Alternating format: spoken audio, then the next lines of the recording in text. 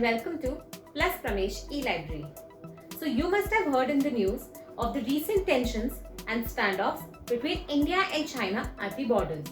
You must have also heard that China has placed almost 5,000 plus troops along with building an airstrip and also placing its fighter jets near the border.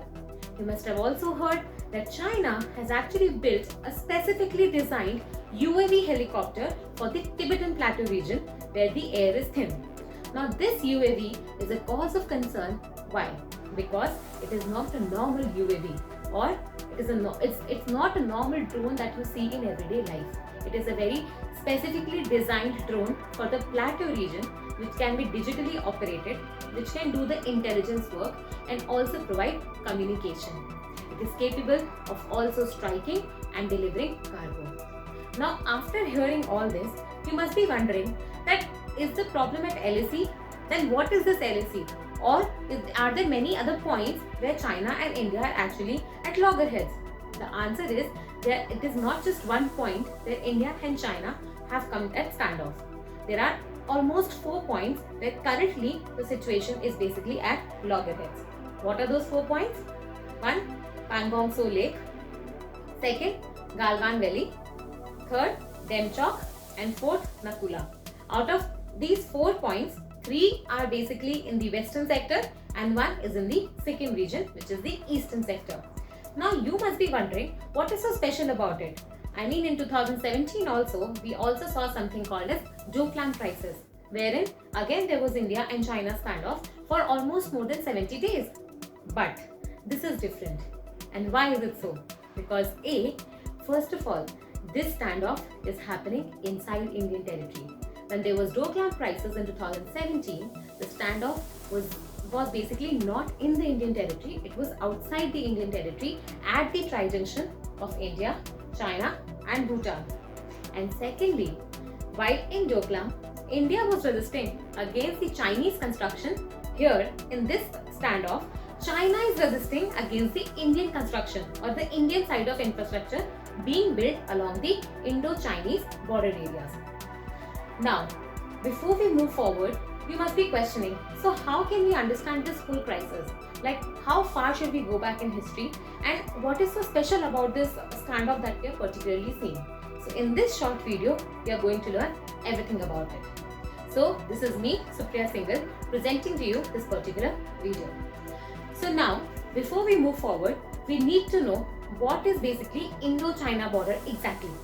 So Indo-China border, when I say, is basically almost a 3488 kilometer line, an international boundary between two, basically you can say, very big nations, India and China.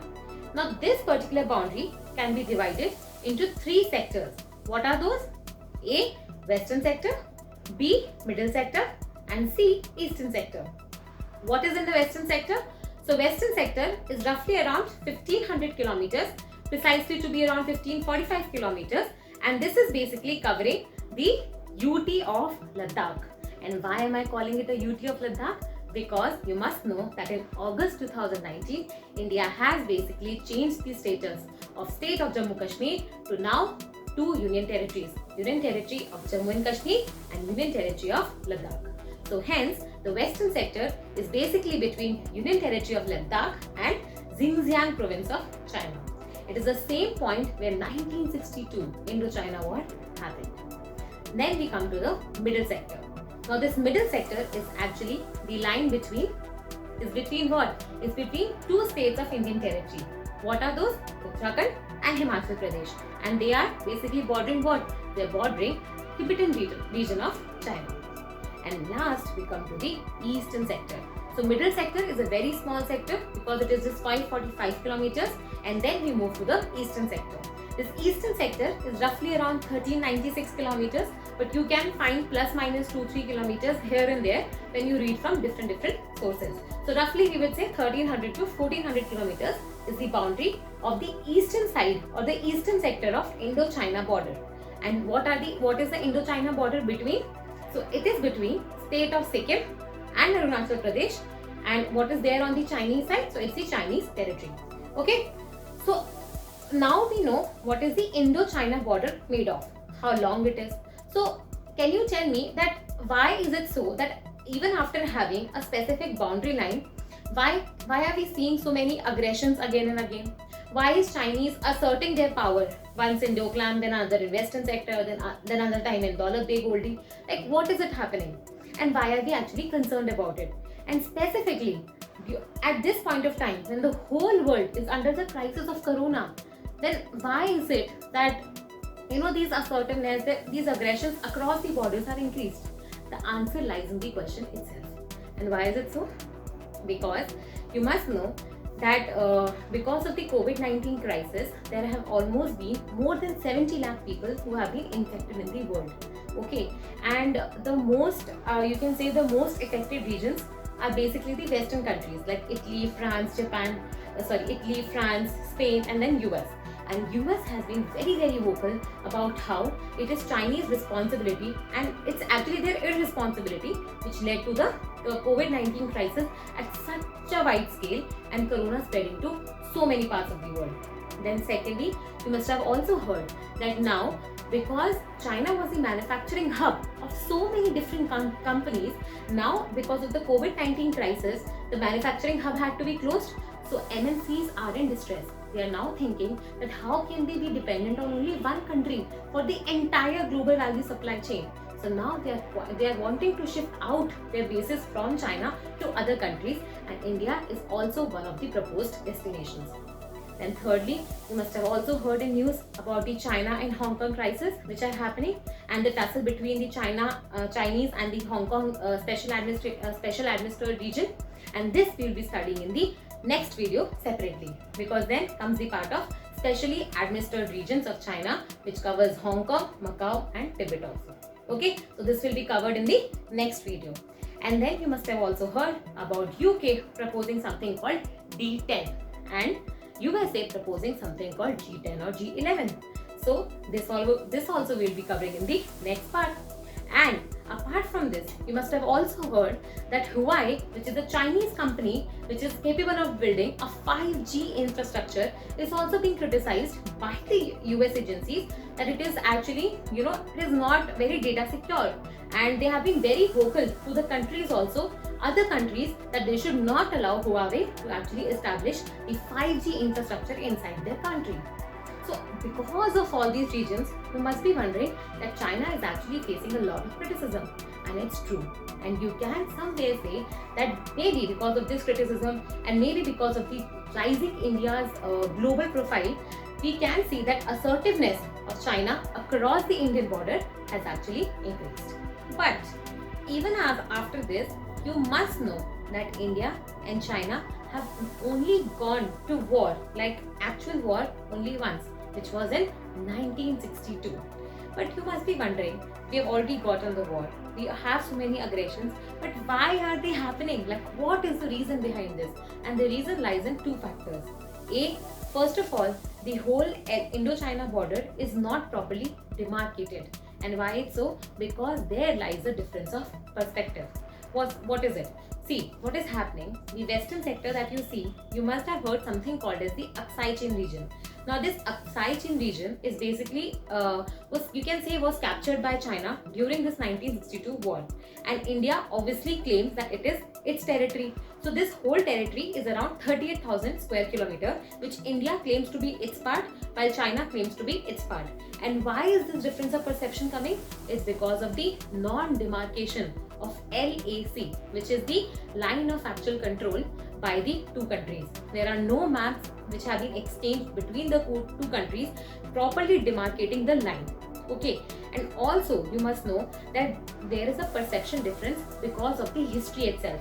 So India, you must know, was not just India like before independence. We were a part of British India, and there were many treaties that British India went on to do with the Chinese when they were ruling India. So there are two basically treaties or agreements done, and that's when came the two lines. One was McDonald's line and other is Johnson's line. So this Johnson's line is something that India wants to follow, which shows Aksai Chin to be our part. But the McDonald's line is what China wants to follow, which shows Aksai Chin as their part. And here lies the confusion.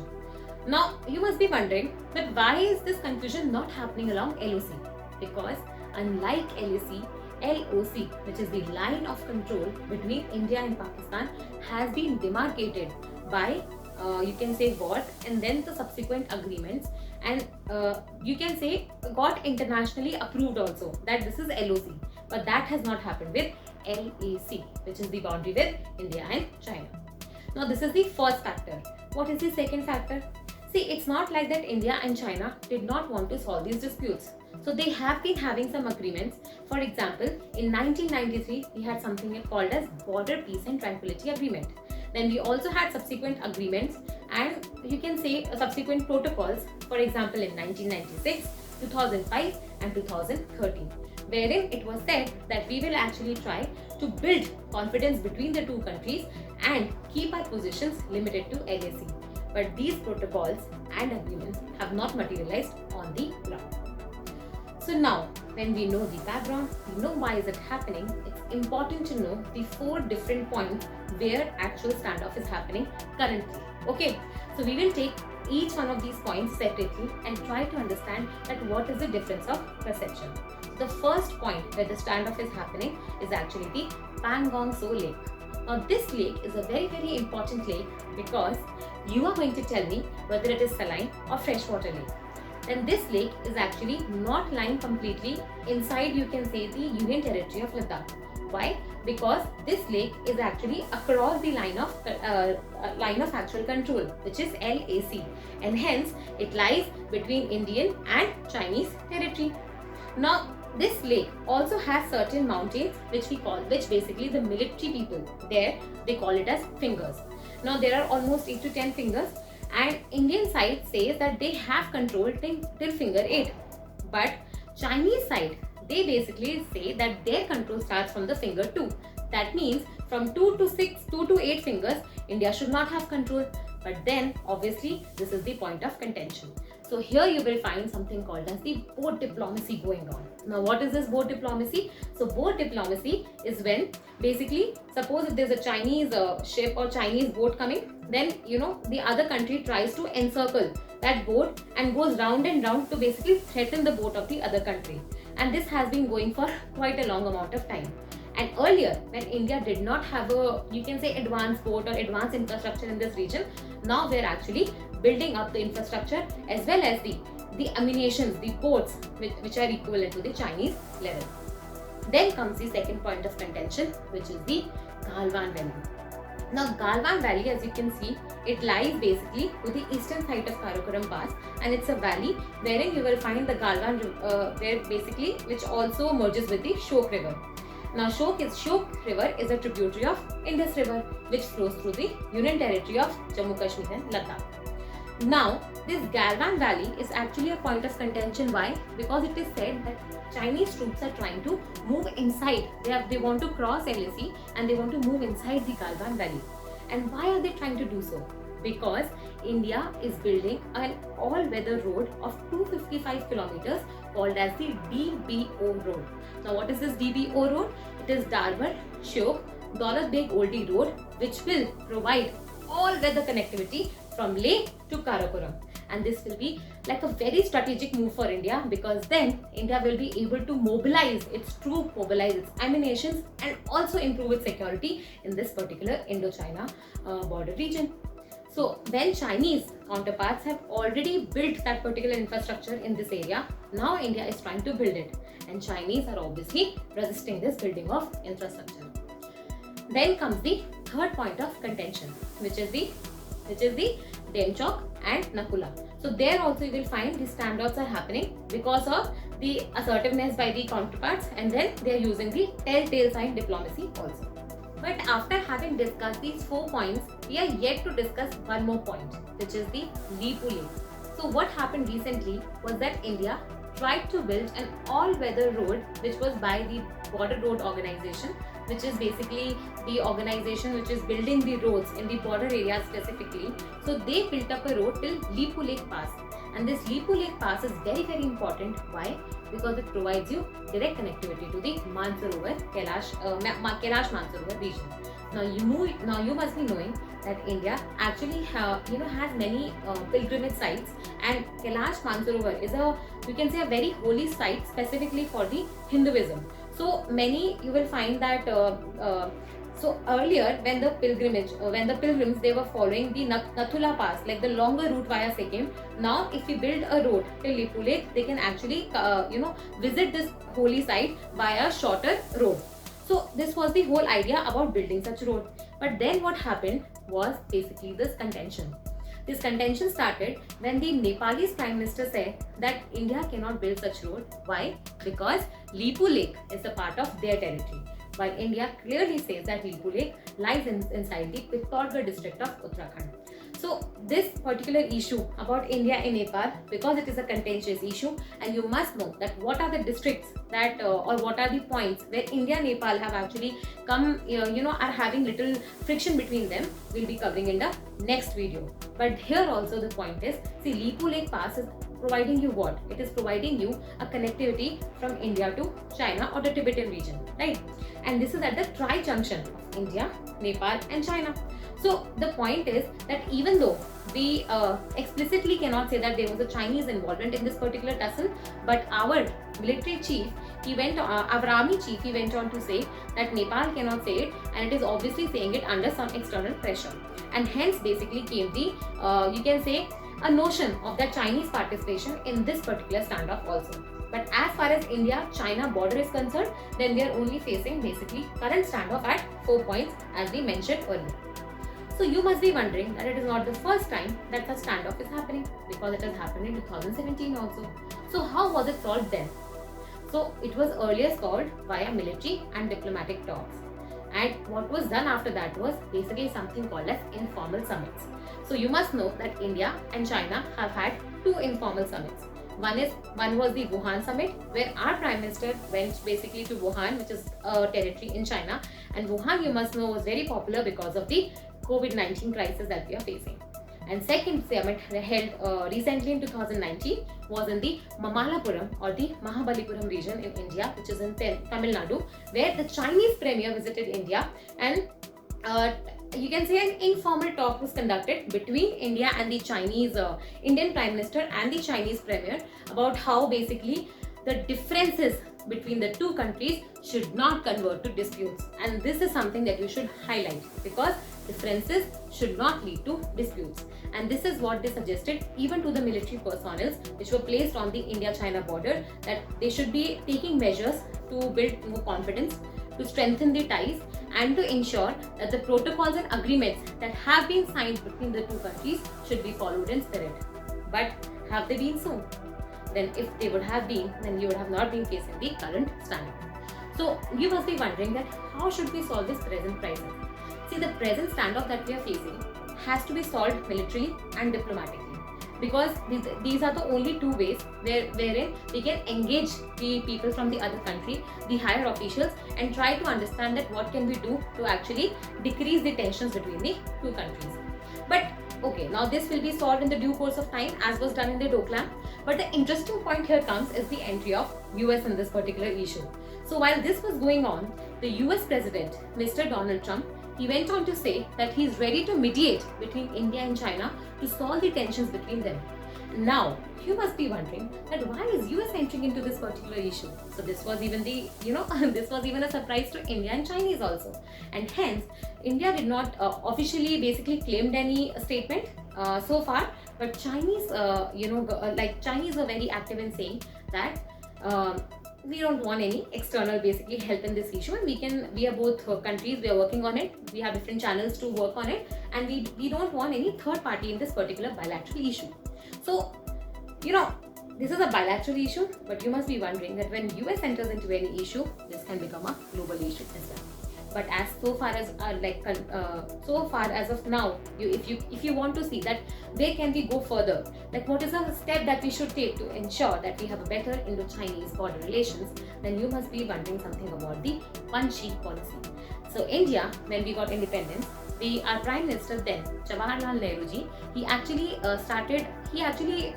framed and started a policy called as the Panchsheel, wherein we described the principles that will be followed by India with basically other countries to ensure that there are lesser tensions and more of confidence and trust between the two countries. And you can say that Panchsheel policy is something like the spirit that you want to have between the two countries. So this can be the future that we want to see. With this, we end this particular video, and thank you.